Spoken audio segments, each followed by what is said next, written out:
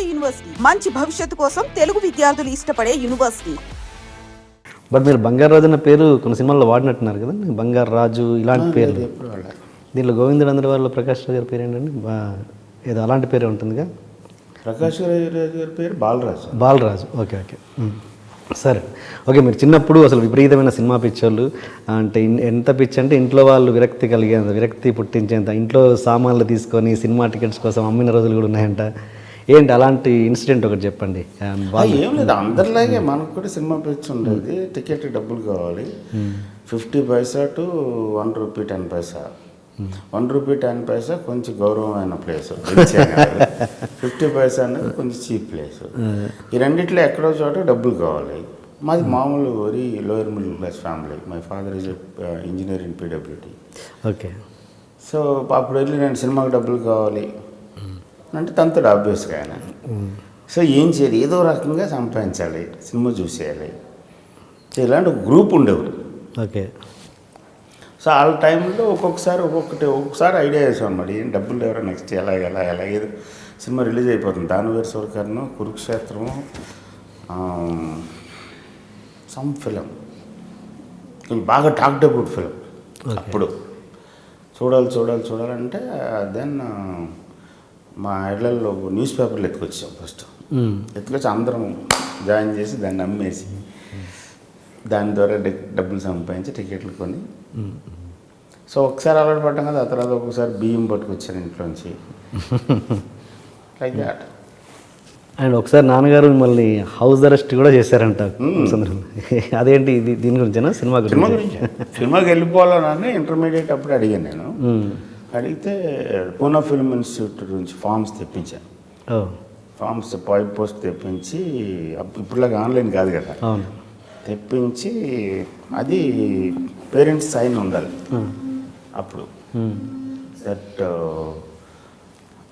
ఆ parents sign కోసం నాన్నగారిని అడిగితే డిగ్రీ ఫినిష్ అయ్యి అట్లీస్ట్ అడుగు తినడానికన్నా పనికి వస్తుంది అని అన్నాడు.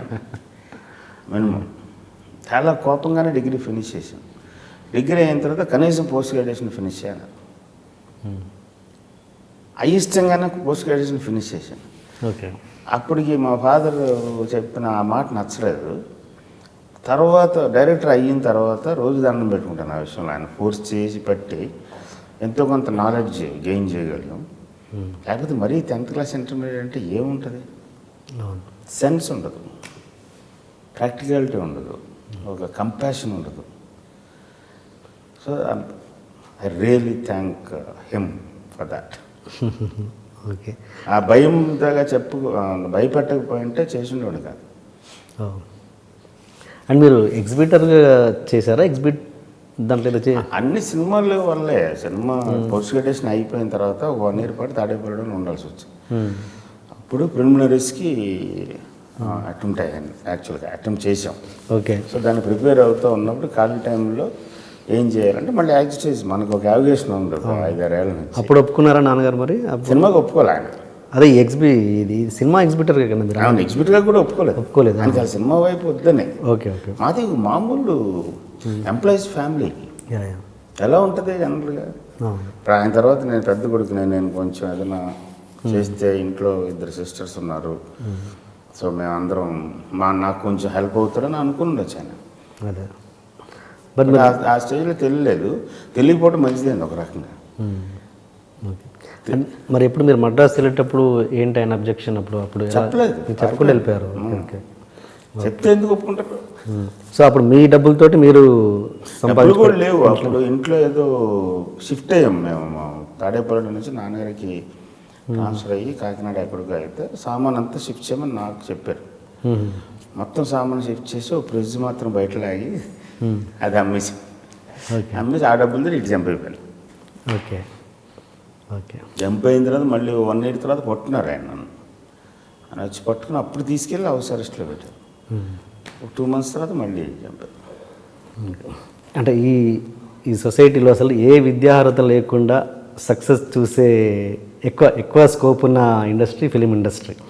అండ్ మీరు చూస్తేనే సెకండ్ ఫస్ట్ పాలిటిక్స్ మర్చిపోతారు. Second business field. థర్డ్ ఫిలిమా?